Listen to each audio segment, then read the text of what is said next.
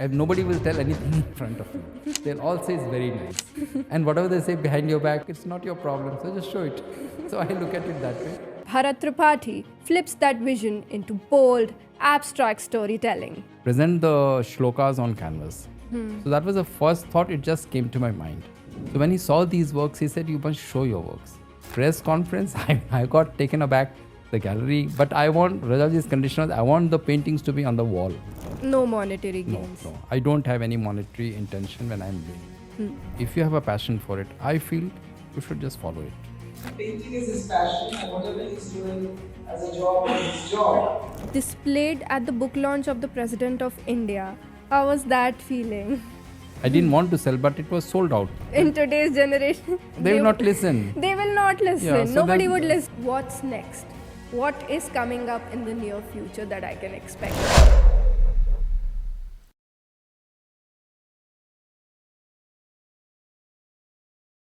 When you think of mythology, you might picture scriptures or temples, but Bharat Tripathi flips that vision into bold, abstract storytelling. His series, like Navdurga and Dashavatar, aren't just paintings, they're spiritual experiences. Born in Bihar, raised in Pune, and mentored under S.H. Raza's influence, he bridges tradition with modern contemporary expressions. On The Real You, we get off the gallery floor to meet him beyond the brushstrokes. Raw, real, and inspiring. Welcome to the show, The Real You. Hi, sir. Welcome to the show, The Real You. How are you feeling today, sir? I'm feeling fine. I mean, I'm under lots happening for my upcoming show. So otherwise, it's fine. Okay. So, sir, I see that you've started painting from a very, very long time. How is it going for you? See, actually, I used to paint in a childhood days. Then there was a big break. And then it was only in around 2000 when I started repainting again. So I used to just do 1 or 2 works in a year or something like that. Sometimes no work. So it just continued like that. And then it was only around in 2008 when I had something in mind. So I did something in a very conceptual way. But before that, I mean, when I met, in fact, it all started when I met S.H. Raza in around 2000 or late 1999 or something like that. And I told him just casually that I used to paint when I was a child. And he said, why don't you start doing it again? So that's how I thought, okay, let me just start doing it. Then I also went to JJ School of Art for taking hobby classes because I had no formal training. And at that point of time, I couldn't find time. Although I joined the classes, but it was in the evening.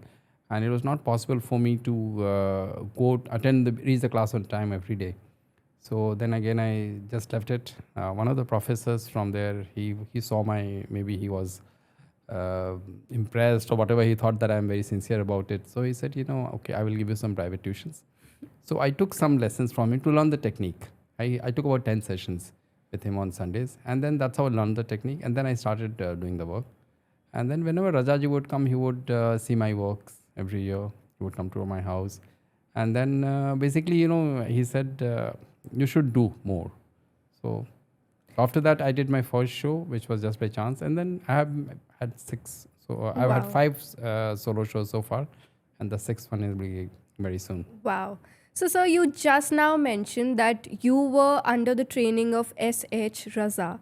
How did that go through? How was he like? How was your training with him? See, it was not exactly a training because Razaji used to live in Paris. He used to come to India once every year. And he would live in Bombay on Ultimate Road or very close to my house. So he would be staying here for 3 months. And then during that time, since I had met him in some art exhibition, then I met him in Paris. So there was an immediate connect with him. He suddenly became very fond of me and I also liked him. So he would just allow me to sit with him and he would ask me I would just see how he was painting. I would see his art of mixing colors and how when he would start the work, he would always put an agarbatti to Saraswati and Ganesh and start his work. These are little things which is there. No artist, I don't know about, because at least he allowed me to sit with him and see the works. So that really imbibed my confidence and I also learned. So it was not really that he trained me, but yes, I imbibed a lot of things while I saw him paint and the things he would notice in my work, which I did for almost 7-8 years before I showed my first work. So that helped me quite a lot. It was very encouraging.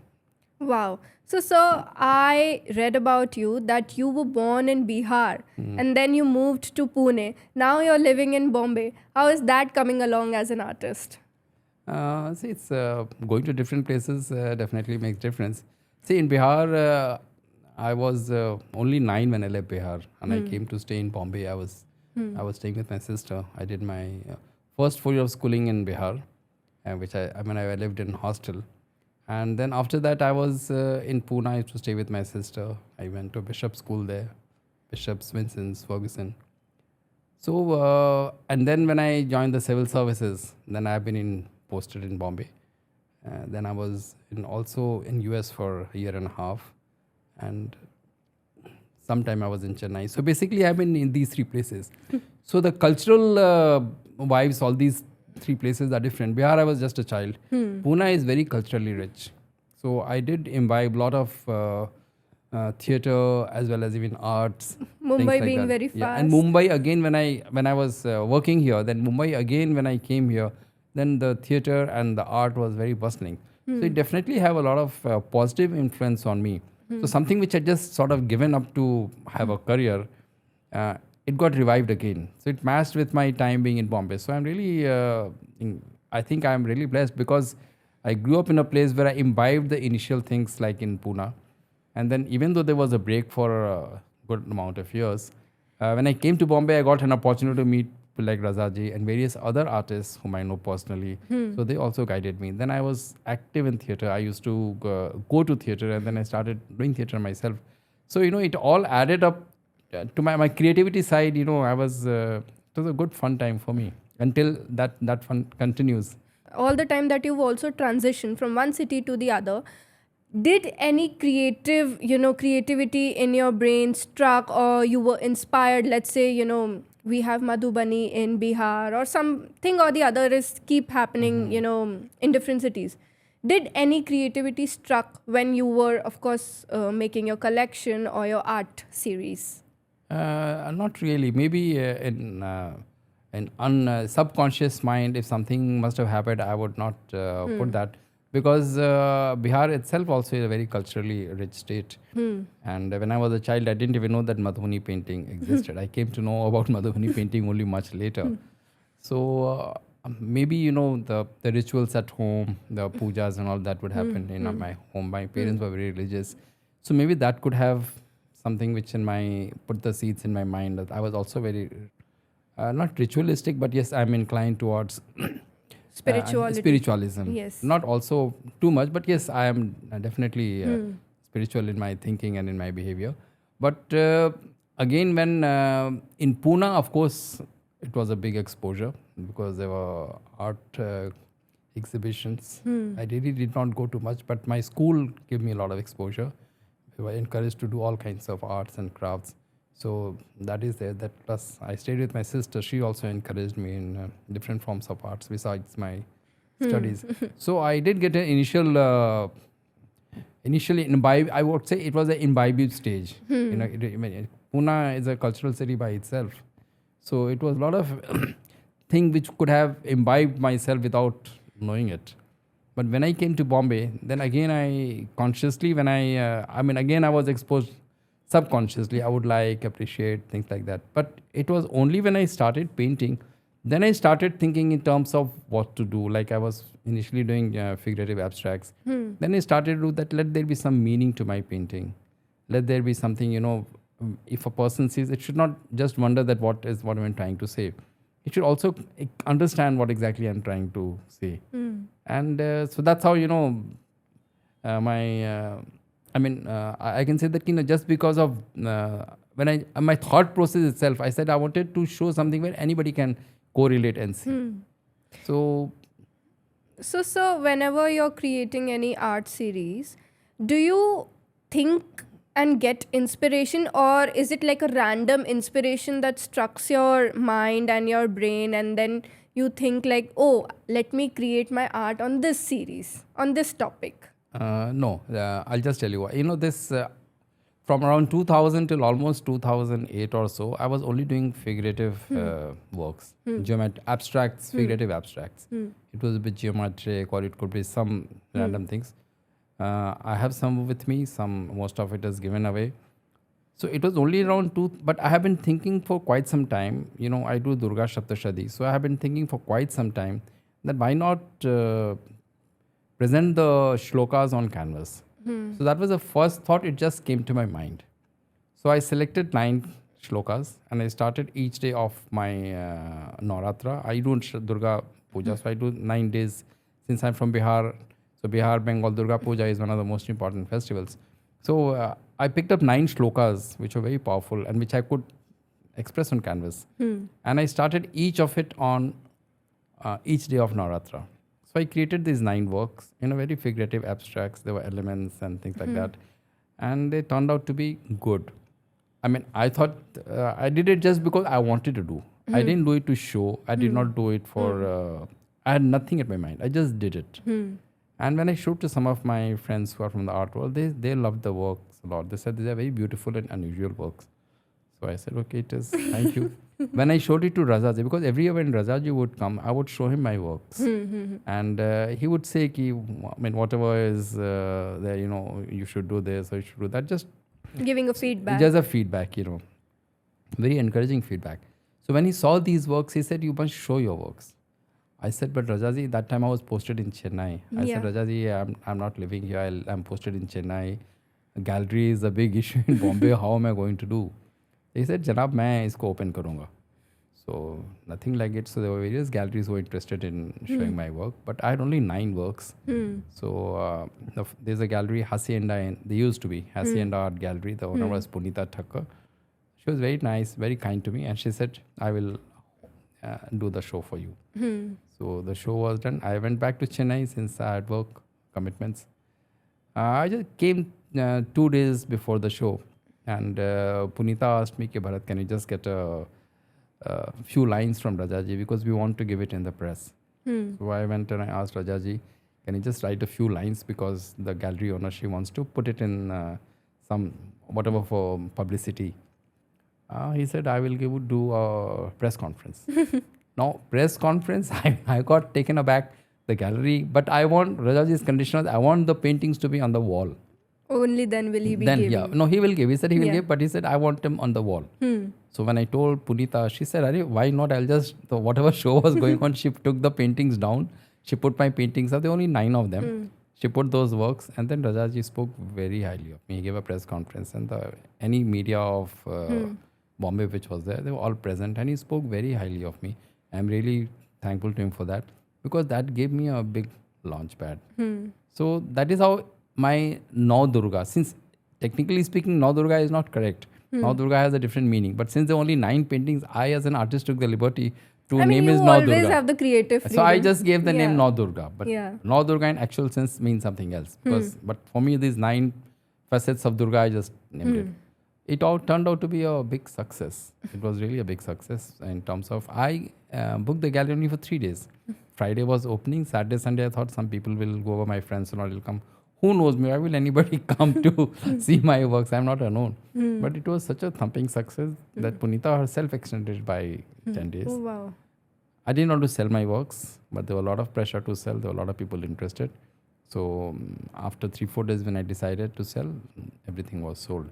So that really gave me a very, this thing. So that, at that point of time, I thought, okay, if I do my work in a systematic way, maybe there is an audience, there is an appreciation.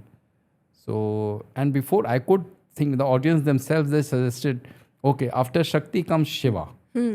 So they suggested the title to me. So Shiva. So I started doing my research on Shiva. So I never do anything random. I always think in advance that, okay, like after Nau Durga was I wanted to do a story of Shiva, which was going to be a big work. But in the between, I got a call from New York Gallery that they wanted to show my works. Now, I didn't want to take so many, I could not have taken so many works. So I did, the next would have been the Shavatar, which I had in mind. So I did some works, showed it to them. It didn't work out because of logistics, taking it, bringing it back, and all that. So I said it's too much of hassle, and I was still in the government job, so I would require a lot of permissions for everything. So I just abandoned it. But coincidentally, this after Navdurga, my Dashavatar happened. Again, that was very well received. Then story of Shiva happened. So after that, again, so all these shows which happened, I always think what I want to do. Like I know what my next show would be, and the next 3 shows I'm very clear. I'm already decided what my next 3 shows would be. So my mind is working towards it. I think you're much elder than us, so you might want to plan your stuff out. But us younger generation never plans things out. They are Yeah. like always spontaneous. Okay, let's do this, let's do that, let's do this, let's do that. I know I do spontaneous things also, but that is just random, maybe an abstract or something of that. So, but as if I'm going to be doing a show, then I'm very clear that I want to be having a show which which has a story, and each and every work has to be related to each other, so that I'm showing something as a whole. So that's how I have worked. And then, it requires a lot of research. It's not that I know everything. So I do a lot of research, I work on it. And then accordingly, Wow. yeah. So you mentioned that your paintings get sold out very fast. How is the commercial side looking when you are displaying your exhibition or your artwork? See, first of all, I don't paint for selling. So that's absolutely not in my mind. I just do it because I like it. And even Navdurga, I mean, it just I had not even done Navdurga to show, but it happened. When it happened, it was sold out. I didn't want to sell, but then when the first people who bought my painting, they picked up 3 works. And he asked me a simple question. They were a couple. They said, "What are you going to do with these works?" I had not thought about it. I said, "What are you going to do? Unless suddenly it goes on different walls, what's the use of having?" And, worked so hard. So that's how I sold my. So when I decided to sell, it was sold out. Similar was the case with Dashavatar. So when I did Dashavatar, it was not at the back of my mind that I'm going to sell. But yes, I did got it valued, because since my first show was sold, so I got a valuation done that at what price I should. First was not even ready. What should be my price? How do I value myself? I left it to the gallerist and she did it. Second show, I got it from approved valuers who value art. So that is how I rate. And then I've been lucky. Maybe people connect with the work, or I don't know whatever could be The reason. universe is working out for you. So or maybe because people like they connect to these the stories or whatever. So that could be the reason. So, sir, do you, ठीक है, we agree that, you never intend to sell it, but it gets sold out. Do you think on the numbers on the paintings when they are getting, sold? Numbers in the sense? Numbers as in what price it should go about, No, I don't value my art. I get it valued by the people who value art. And then based on that, I put the ticket price. So I don't value, I don't want to be, I don't fix a number that this is the number. But then the number is fixed. After my first show, there was no number fixed. But second show onwards, the numbers was fixed. Wow. After that, whether I give it or do whatever, that's my choice. But if I'm selling, I put a price tag to it, which is there. And then if it sells, fine. Even if it doesn't sell, I mean, it's not, when I'm painting, it doesn't come in my thought also that, okay, I'm going to make it and sell it and this. That is absolutely not in my mind. No monetary gains. No. I don't have any monetary intention when I'm doing my work. I just want to do it. Like when I was doing Ramayana, now when I'm doing a story, in that story, there has to be a painting of Ravan being killed. Now, somebody asked me, who's going to buy your painting of Ravan? I said, I don't care.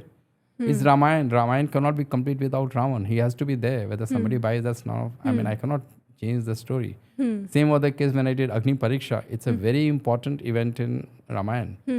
Again, there was a lot of questions. You should not do this, that, and all. I said, no, that's a part of the story. I cannot take away that story from there. So I have to do it. So, just because it will not sell, and to be honest, these are the 2 paintings which have not sold till now. It's still with me. But it's okay. I'm telling a story through whatever way and whatever I cannot, it will not come in my way of my expression. So I don't let it come. I just go ahead and paint it. Wow. So you've created the Tirthankars, the story of Shiva, Navdurga, Dashavatar, and the Ramayan. Which one was the most challenging one to make? No, I don't think there was any challenge in this because these are all very simple mythological stories. Like Now Durga, it was myself inspired because I used to do Durga Saptashadi and I picked up the 9 shlokas from chapter 5 of Durga Saptashadi. So it was a self inspiration and it turned out to be very well. I just took the elements, certain elements like for Shakti I took the tiger stripes, or for Buddhi which is the Saraswati, so I took the swan, the veena, and so it was very simplistic form, so it was really not a challenge.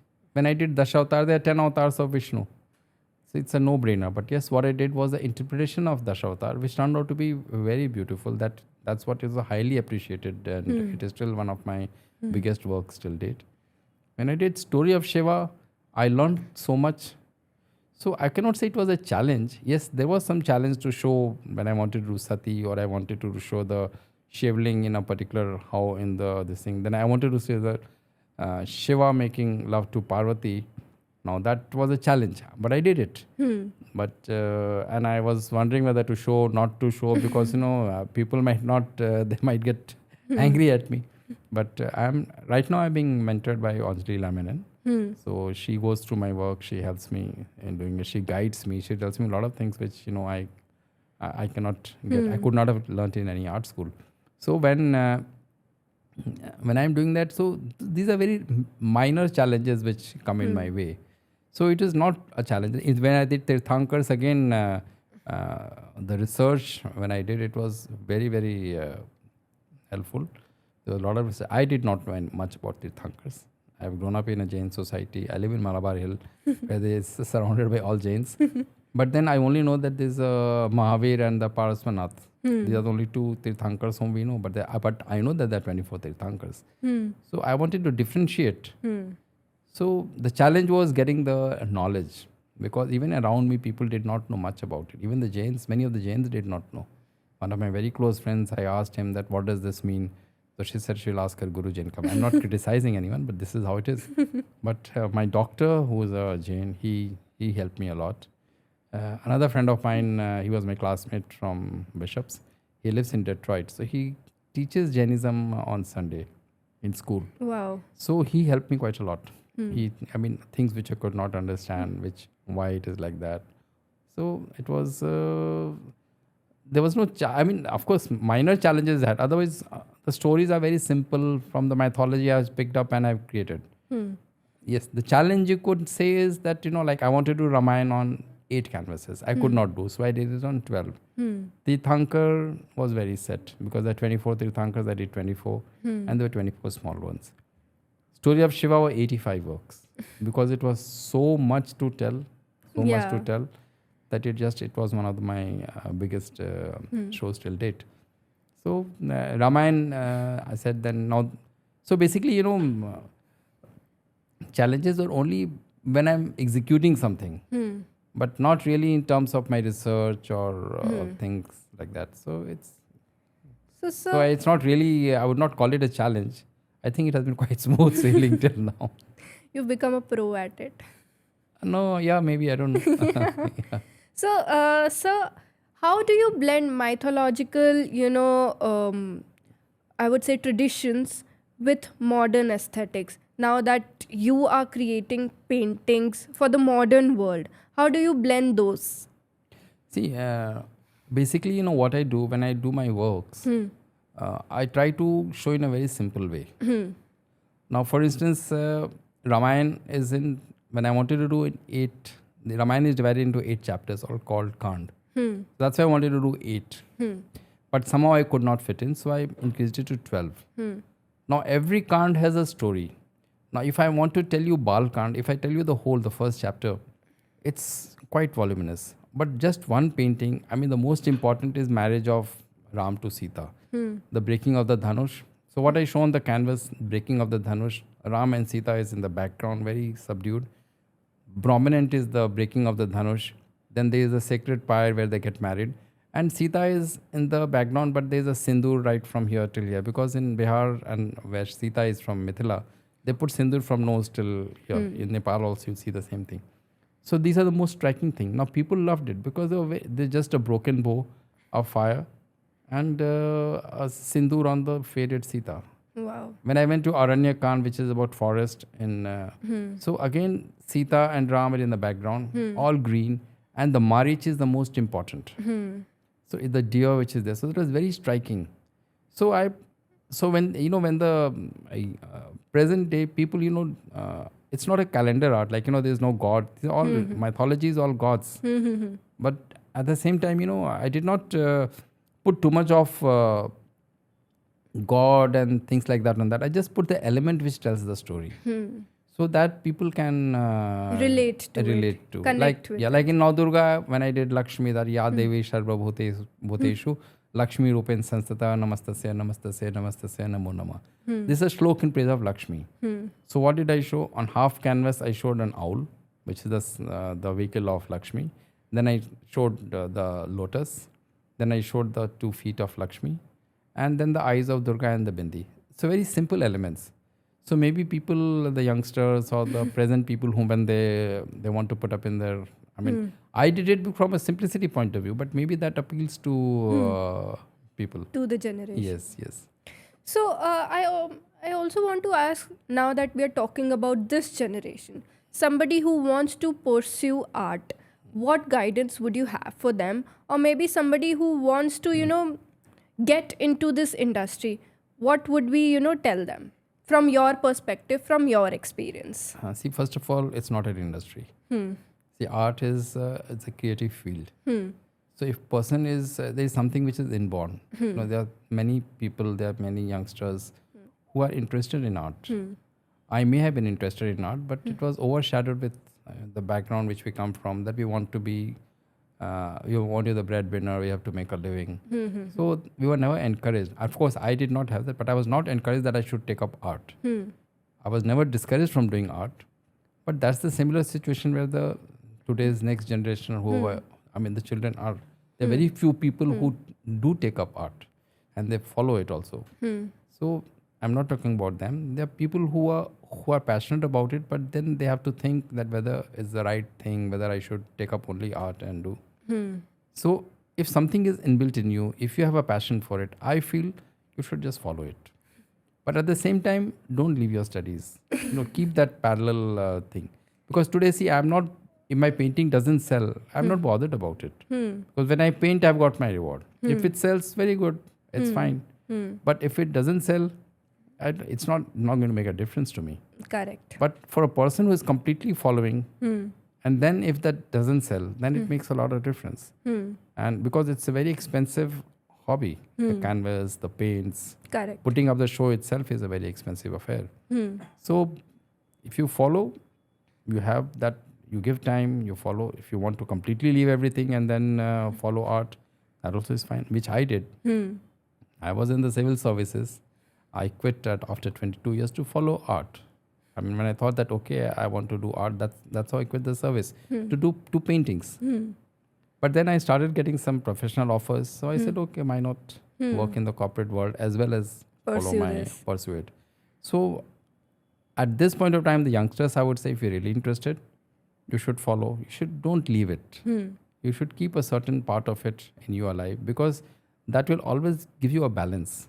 Because in my career, when I was in the government, it was very stressful. When I'm in the corporate world, also at times it's very stressful. So the art is something which gives me the solace and the peace. So it balances my life. So if you have something else to do other than your work, then that's always helpful. It not need to be painting. It could be anything. It could be singing, painting, like storytelling. me doing the podcast. Anything. Yeah, anything you follow something else. So, but art is, don't name it as industry. It's art is creative field. Wow. It's a creative thing, and that has to come from within. Okay. Sir, I am very curious to ask, do you think that an artist's work is a mirror of their personality, or is it a totally different identity altogether?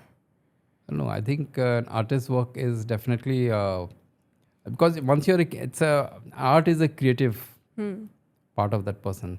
So it's obviously whatever that artist sees in a conscious or subconscious mind, that is definitely affects so when artists actually do the work. That is point number one. Point number two, artist personality also. So how that person interprets that subconscious what they have seen, that will also, the interpretation matters when it comes out on the canvas. If you are a positive person, if you are a positive frame of mind, that is what will come on the canvas. So basically, you cannot separate creativity and the personality. The creativity and personality just go in hand, and that comes on the canvas. So I would just like to reveal, apart from doing podcasts and all, I am an artist myself. So whenever I also do canvas paintings, and I've mastered Madhubani art. Oh, that's from Bihar. Yeah, literally I've mastered like I took a course on it. Okay. But then now I'm like a free flowing, like whatever I want to create, I do No, not. but you should do. Why? Madhubani art itself is very beautiful. It's It takes so much time. It takes no, so but much time. at one point of time, I thought of doing kohbar arts. You know what is kohbar arts? No. In Bihar, when you get married, so once you first when you get married, when the daughter-in-law comes in the house, then on the one wall, in the one room where it's called kohbar. I don't know. So where the ladies of the house, they will do a painting on the wall. They will paint things with hand with the natural colors, and the full wall is decorated. Wow. And basically, when the young couple come, they sit there and they do the puja, they play games and all over there. And then that is there, they spend the first night. Wow. Sort of. That's called kohbar. Now, every house, every family has got hidden talent, which is a rural art. Artwork. So it is, Madhubani is more or less something of that. That is just one of it. So not only in Madhubani, in other villages also, if you go in Bihar, so this work is there. Even for our wedding, now since it was in a city, so we didn't want to spoil the wall. So a piece of yellow cloth was taken. And on that, the ladies of the family, my aunts, my cousins and all, they sing and then they draw and they paint, and it was stuck on the wall. That is still there with me. So I always thought that maybe I should I should ask people to just give those kohbar arts. I will not do it, but I will give them the credit and show it to the world, because this is something it's a creative outlet for the women over there. And whether it is being the when you sing when you see the singing, the Bihari songs also are very sweet. When they sing the songs for the weddings or for any other, when a child is born, that sohar and all these things. So the creative, it's in every state something or the other is there. I'm sure. So this is something which is very unique, and I thought of it. So when you say you do Madhubani painting, you should really explore it. Nowadays, if I'm painting, I'm so in the flow. My phone will be ringing. Everything will be. Shut off the phone. My phone is in just not looking at it at all. My phone is in the car when I'm painting. I don't keep it with me. Wow. I just keep the phone down. Then I cannot paint. Correct. You get distracted. You need full devotion. You need full attention to it when you're painting. I don't like to be disturbed. When I'm painting, my phone is off. Wow. And when I'm painting, I paint for hours. It could be 5 hours, 6 hours. I don't realize how time passes. Yeah. I have to be literally... That's what a true artist is. But I don't do it every day. I do it... I mean, of course, whenever you get the time. Yeah. No, normally on the weekends I try to do.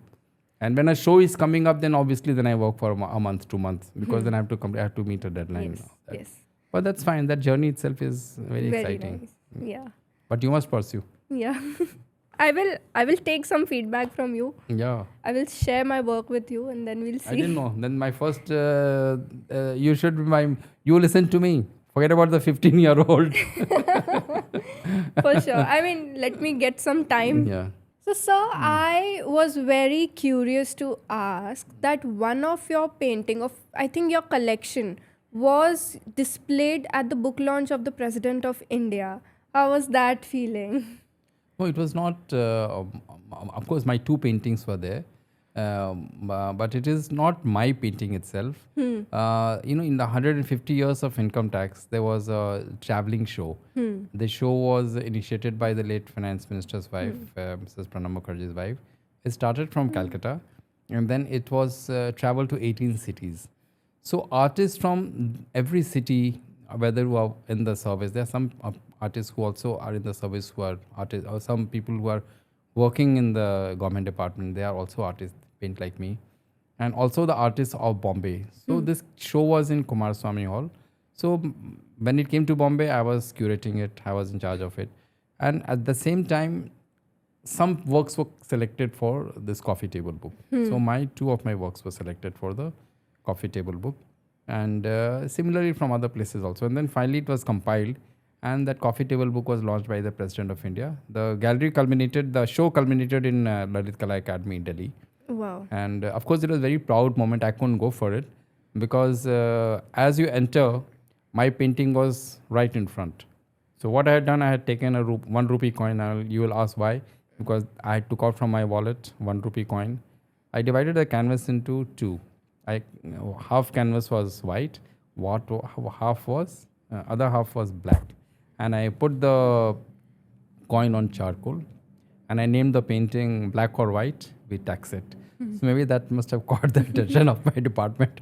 So they put it very prominently everywhere, and that is a part of. It's of course a matter of pride for me and others also who have featured in that book. Wow. So, sir, I see that your work was celebrated at the Pune Art Foundation. How did that go as they celebrated 20 years of you being an artist? Yeah, that was very nostalgic because see, I grew up in Pune, and when a show like that was held last year in July, so basically some of the works from my previous shows, they were all put together. So I mean, I didn't have. I mean, I had from last two shows from Tirthankar, I had 1 or 2 works, and from Ramayana, I had some 4 or 5 works, and other works I had to take from people who had from their collection, and I did a few things also just to show over there. So it really was very nostalgic for the reason that I could see my own growth from where I started and how my form has changed over the year. It was also very nostalgic because Pune is the city where I grew up with, and I mean I was giving it back to the city where my this creative growth happened. So my people, my classmates from school, from college, university, and other friends, they came. It was a very nice experience. It was a nostalgic experience. Yeah, wow. So I see that the 5 exhibitions, or I think more, the exhibitions that you've done, we've spotted many Bollywood celebrities, visiting for your exhibition or having attended that. Some of them I would name, such as Juhi Chawla, Rishi Kapoor. How did that feel when, such renowned celebrities are coming and having a look at your work? No, that's, I have been in Bombay for last 35 years. I move in the art circle. I move in the theatre circle. So I know, I mean, I move in my common friends. So they are basically my friends whom I have interacting with. I meet them. So when they come, it really feels good. They come to encourage me. So it's not that, of course, I am a Bollywood person. I am very fond of movies. So when it comes, it's very nice. But it's nothing, I mean, they come, they appreciate. So that's it. So, any one of your exhibition that really made your heart pound, that you were totally nervous about of how it will go? I'm nervous about all the exhibitions. And why one of the exhibitions? I'm having my next show, which is coming up in Jahangir. So I'm nervous now also how it will go, how will the people react, how will things turn up. So it's okay. That anxiety is must be there. That nervousness is there. Even when my first show was to happen, Nau Durga, I was very nervous. I showed it to some of my friends who are from the art world. They said, "This is very beautiful works, and you must show." I said, "But I'm not sure because I'm at such a position, and if somebody comes and sits in the gallery, that kya dikha raha hai, kya kar raha hai?" So I was very anxious. I was nervous for that. I remember one of the very senior Shanti Chopra. She's ahead of her times. So she owns this gallery, Art Musings, and they help me for they have helped me all for all my shows. Even and the daughter Sangeeta, she hangs my work till date. So I'm very thankful to them also. So Shanti ji said, "See Bharat, nobody will tell anything in front of you. They'll all say it's very nice. And whatever they say behind your back, it's not your problem. So just show it." So I look at it that way. of course, that's in a very lighter sense. But within my heart, I am nervous that how will generally the people react, how will the media take it. But I think so far I have been lucky. The media also writes very well about it. People, art critics also write well about it. And if they are being sold out, so obviously people must The be exhibition liking has- it. Yeah, so then people like, nobody will buy a work unless they like it. It's not that, It's it is here. excellent So I mean, excellent in the sense they must be liking, they must be connecting with something. So I have my own collectors who have always followed my works and they collect my works. So that way, I mean, I think it's okay. I mean, I think it encouraged me, everyone. But nervousness, yes. Before every show, I am nervous. Was there any one exhibition that was the turning point for you as an artist? Uh, Or any one collection? No, really not, because it's been very progressive. See, Now Durga was itself the stepping stone for me, because the exhibition was success, and I was able to sell. I didn't want to sell, but it was sold out. The moment I decided, it was sold out within 2 days. So that made me really encouraged. Okay, there's a market out there to buy my works. Although I didn't paint for anything for selling, but it definitely gives you a kick. I would not be saying wrong in saying that. Then after that, I did Dashavatar, which again was very successful. And but of course, Now Durga had only 9 paintings and 4 small works. Dashavatar had 11 plus some other works, about 35, 36 works. But Story of Shiva was 85 works, all sizes, big, small. So 85 works, I don't think I can do it now. Maybe I was very enthusiastic and that point of time. So maybe, I did then, but now I don't think I have the energy. But it was very well received. At the opening itself, there were about 200 people. Then it was very well, even gallery like Kumaraswamy Hall and Prince of Wales Museum, they give it for a week, but it was a Christmas weekend and the gallery was not sold for another this thing. So they said, if you want to continue, please continue, because we have never seen this kind of footfall in this place, because it's little inside the Prince of Wales Museum. So people who come, they go to the museum. Nobody goes to the hall. So he said for an art show. So he said for an art show to have this kind of a footfall is really amazing. So please continue. So they gave me 4-5 days extra without charging anything. It's a government museum. Wow. Not government, yeah, whatever it is. So then it was definitely gave me a different high, because I felt, there is a liking for my kind of work which I am doing. There is an audience who can connect to my works. So I cannot say the turning point means okay. I mean, I felt that I should continue my work. Wow. How has the family support been like with your wife, with your daughter? How have they encouraged you to pursue your creativity? So my wife has been very supportive. I'm this art, earlier, I don't paint in my house. So when I'm painting, I'm in my studio. Earlier, my studio was in Worli. Now I have shifted it to 3 years back. I've shifted it to Lonavala. My Lonavala house, 1 floor is my entire studio. So my wife is always supporting. She doesn't, literally I'm away for hours in the studio. Yes. So she has been very supportive. There's nothing, this thing. And incidentally, till date, she has never seen my works in progress. Wow. She has never. She also sees the works only when On the day of the day of the exhibition. opening. So if you ask her now for my next show, she will have no idea at all what I am doing. She knows that I am doing on Anjane, or whenever I am doing any work series, she knows what I am working on. But she has no idea. Even when I tell her that come and see, she will say, no, I'll see in the exhibition. So she has sees the things of the opening night. So of course, very supportive. My daughter does see. My daughter is my biggest critic as well. So I show her the works, I ask her. So she tells me, Papa, this is not this thing, or this is what, she will say. Even when I do the write-ups for the exhibition, so I give it to her, she proofreads it, corrects it. So through her, I get to know what the next generation likes or dislike. Because, I do from my point of view.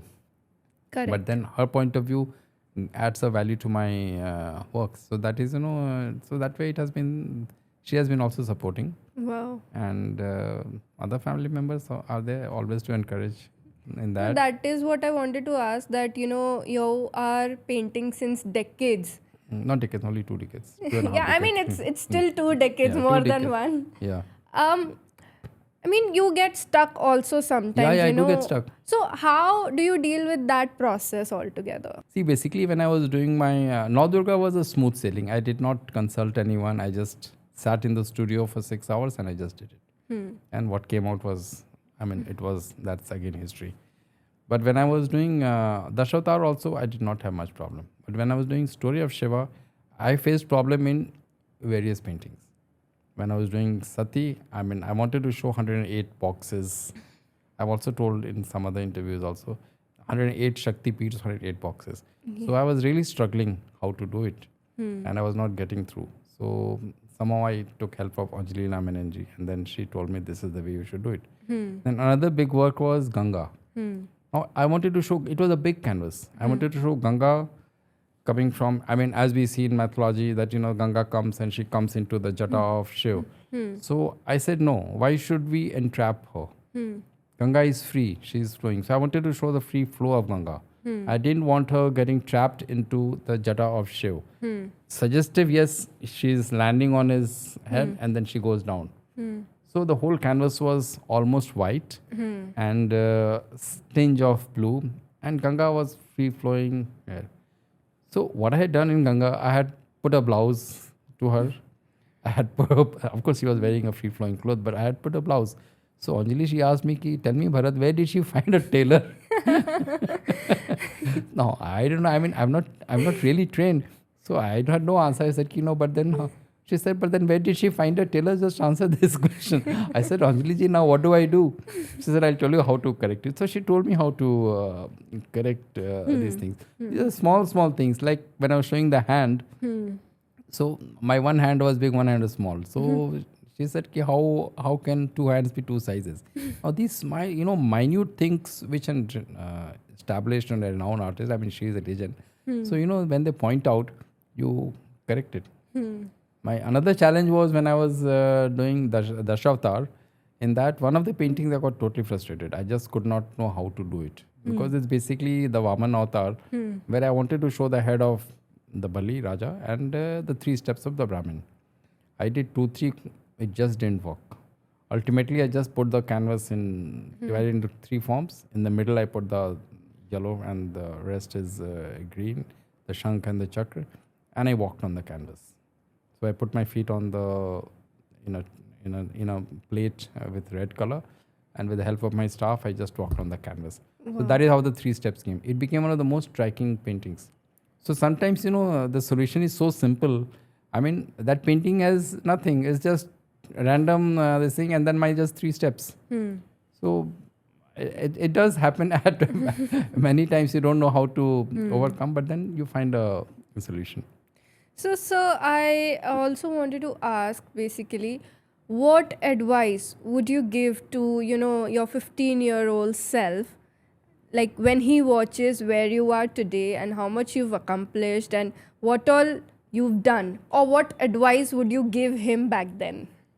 Myself? Yes, yourself. I don't know. I think I have had a good life. I think I was very focused, and at the right time I came back again. Yes, only thing is, now I feel that I should have taken some formal training.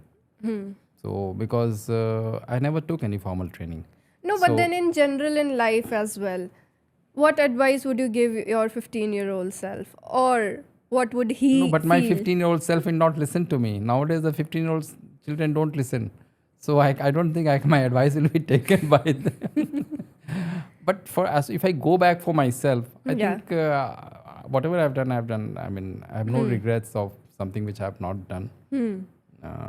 So it's nothing that I would like to advise myself. But the 15-year-old, I wish I could give some advice to. In today's generation, they will not listen. They will not listen. Yeah, so Nobody would listen. So why should I waste my advice? It's better not give. But to yourself also to not give anything? No, to myself, I think I should have taken some training. That's what I feel. Because, I had to struggle learning the techniques later. Maybe I could have done something better. Maybe I could have changed my path. But it's okay. Our generation was such that we just listened to our parents. And they said, whatever, this is what you should do. you follow. They never discouraged me from doing art, but then they said you concentrate on your studies, Correct. do the civil services or whatever. So that's fine. So I had no regrets. We never argued with our parents. So but nowadays it's not possible. Nowadays, so I mean, I have The 15 generation has changed It's 360 changed, yeah. degrees. 360, yeah. And it's going to be coming more and more revolutionary. Nowadays, people are not interested. They're only in their phones, iPhones. No, people don't read books. Forget about creativity. I don't see anybody doing real creative works in the drawing, painting. There are many children who are interested in this, and I'm very happy that they are also encouraged by the school and their parents. So there are also people like that. I cannot say that just say that it's not happening. There are, but in a blanket advice, I don't think I can give to anyone. Well, so sir, if you can create anybody's portrait right now, or maybe in your collection, like legit, if you are given like a freedom to create anybody's portrait, who would it be and why? See, first of all, I'm not a portrait artist, so I'm very bad at I mean, portrait. any painting, any portrait, whatever. No, I don't think I'll be able to do any portrait painting in the first place. And if I cannot do, then my thought will not go. I will really try to create things which is very thought-provoking, which will, which when a person sees, anybody who sees, they should be able to connect to it. Like where in the sense of, I don't know, I don't know. I'm not able to convey this to you. Portrait is absolutely ruled out. It's a very hypothetical question. So I may say that I'll do my daughters or my wives or my mothers. I don't want to say that. No, but any painting as well. Any painting, what you want me to do again, or what? No, any painting that if we give you the creative freedom, or anybody who else gives you the creative freedom, what painting would you do, like without giving it much thought about it? No, I cannot paint without thought. So that is again ruled out. Any painting that I do, I start with random. I may start with random. Sometimes I have done like one painting which I'm doing at the moment. It's just when I was doing my Anjaneya series, one of the canvas I was trying to convey something, it didn't turn out. So I changed the canvas. But that canvas was there. So on that I have started working again in an abstract form. So something of it is coming out, and my niece has loved it. So I'm going to give it to her. But as far as, if you think what I want to do, I cannot say, because, I always think and do. I always think. I'm very clear in what I want to do. So I do my research. Even when I'm doing, in the series, I do my full research. Then I do all my drawings, sketches. Everything is ready. Then once to the detail, I do it at home when I don't need to go to the studio. So when I'm doing, then at that point of time, my sketch is ready. My colors are ready. I know what will be the background of the canvas, what will be the body of the color, and all these things, it's always there. So it's all very thought. Like for instance, before going to the canvas, everything is clear. Now in Tirthankars, I was very clear. All the 24 paintings were, the body of Tirthankar was white. Because that is what we see when you go to a Jain temple, a white temple. So all the 24 paintings, it was identical. I just traced one Tirthankar and they were absolutely identical in white. And every temple, how do you distinguish? That's what I was trying to do in the series. I was trying to distinguish every Tirthankar from each other. So they have a lanchan, which is the animal, and a tree. Every Tirthankar is associated with a tree and a lanchan. So I played with that. I gave that prominence in the background. So it was a very deep thought which people connected. And it was very nice. It was, that was one of the, you asked earlier about what this thing. It was one of the shows which was the most visited show. It really gave me, my in Jahangir Art Gallery, at any given time, there will be 50, 60 rooms, people in the room. And I went to one of the Jain gurus because I didn't want to do anything wrong. So when he saw the works, he really loved it. And he said, I'm very glad that you're doing it, because there's no artist has tried Tirthankars in the contemporary form. So they advertised it so widely in the Jain community through WhatsApp or messages. So at any given time, there would be elderly, people coming on oxygen, people coming with drips. And people would come to my, they would take off their slippers out, then come inside. there was so many people. They said we had heard about Jahangir Art Gallery, but we are coming for the first time. So it was a very this thing. They would come, people would just start crying in front of the paintings. Many would come and bless. Some would come also, one or two people. They came and they said, Manav was a female Tirthankar. Why did you show it as male? So I said, yeah, she's female, I know. But once a Tirthankar, you have reached a level where there is no gender, doesn't have any meaning. Whether it's a male or female, she is equal. So that was, I knew about it. So I could counter. So it was a very, very, they put hoardings all over Bombay. Wow. So it was a very, very, it put me on a different platform, the Tirthankars show. So that way, I have, so basically, like in Anjaneya when I'm doing, all the bodies of Hanuman are red. Because conceptually, all the bodies are red and other things are different. In Ramayana, I had followed a different technique itself. So I do my groundwork first and then I start to paint. Okay. So that way I finish the work because I'm not a full-time artist. Yeah. I have a professional commitments. So whenever I get time, that's the time I paint. So, sir, I want to ask a very interesting question. What's next? What is coming up in the near future that I can expect and the audience can expect? See, immediate near future is my Anjaneya, which is opening on September. It's on September 8th it's opening, but that's by preview. On September 9 to 14, it's for public viewing. So it's basically, I've named it Anjaneya, but it's on Hanuman. So the stories of Hanuman is what is going to be, I'll be trying to show. Thereafter, I'm already, as I mentioned that, I work in a very conceptual way. So after this, I'll be doing work on Krishna. Wow. Then I'm doing work on the female deities. Because I realized in how many stories, whether I did, the first was only female, that was the Navdurga. Navdurga. But in Ramayana, in Dashavatar also they were very female. They were just very, there was no female. Then in Ramayana, Sita is the only this thing. Tirthankar, there was one female as per the audience I showed as the male. So again, and Anjaneya is again. So I think, I want to just explore the female because they played very important role in our mythology, whether it is Draupadi, whether it is Sita, whether it is anybody else. So whether it is Shurpanakha. So, so I want to have a series only on female deities in the Hindu mythologies. Wow. After that, something again which is very interesting is the animal and the man. Wow. Like Ganesh. Yeah. He is elephant head and the rest.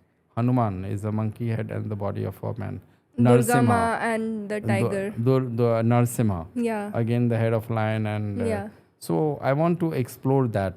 So for up to next 3 series, my research is going, my mind is working. Wow. So wherever I get an article, whether planning way ahead. Yeah. So I'll be. I just take down my notes, or I save the article. So that my thoughts. So for the next 3, I am already set. The 10th one, I don't know what I'm going to do. But let me finish these 3. Of course. So that's what I'm be doing. I would have done, my target was that I wanted to do 10 mythological series by the time I turn 60.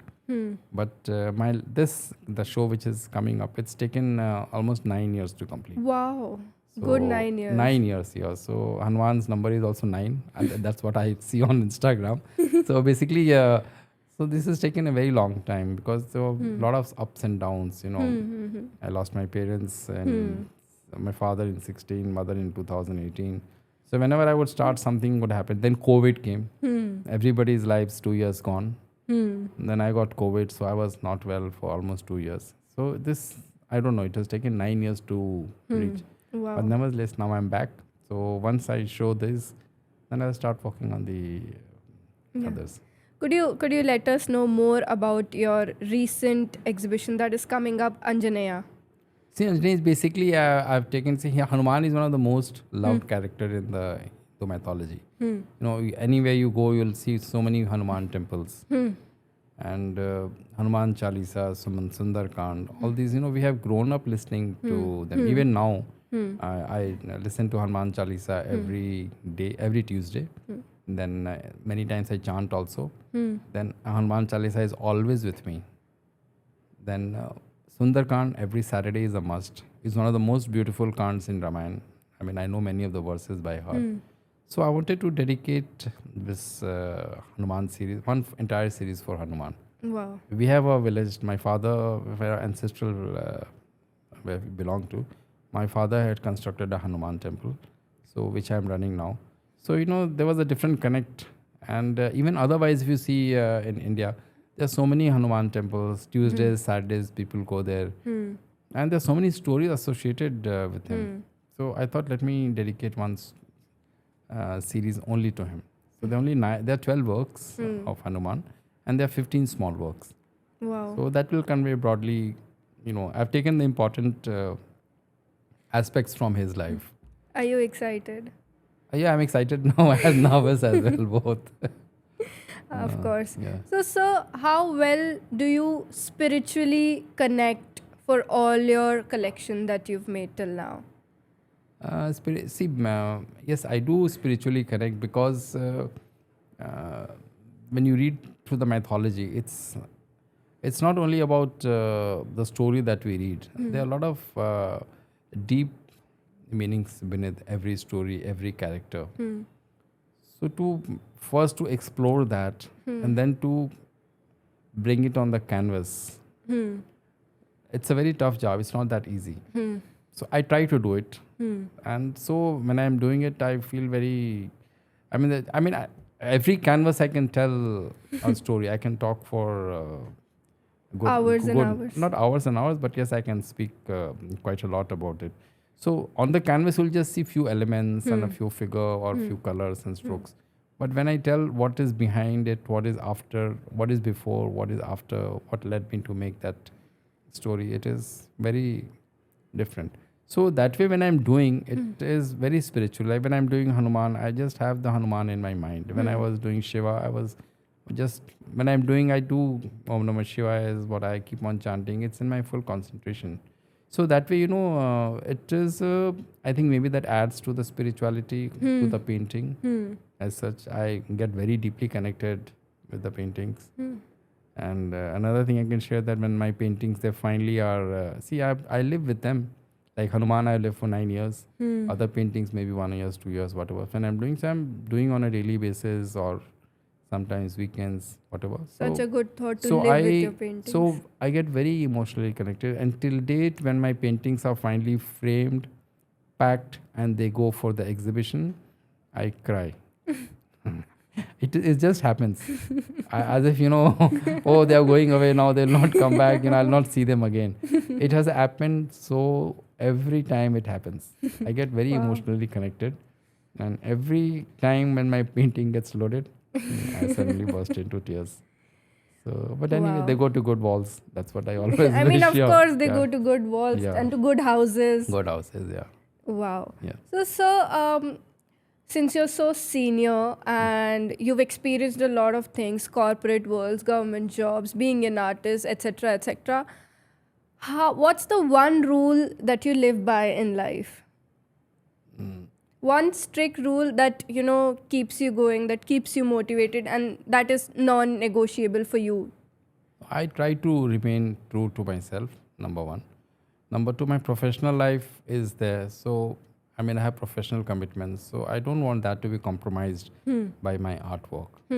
Because art is my passion, which I do in my free time, sort of my outlet, my meditation, whatever you can say. And so, I don't want my artwork to be affecting my professional life. So I'm very clear on that. But at the same time, when I'm doing my art, I want to devote my time fully to it also. So basically, I just compartmentalize my two lives. Wow. So that none is interfering Bifurcated with each other. in a way that none is compromised. I try to. So far, I have been successful. I don't know what will happen in future. But that is what, I make sure that, they don't clash with of course. each other. Wow. Yeah. Well, we would conclude this interview. Thank you so much, sir, for joining me and for this podcast. Thank you so much for calling me. Yeah. It was really delight talking to you.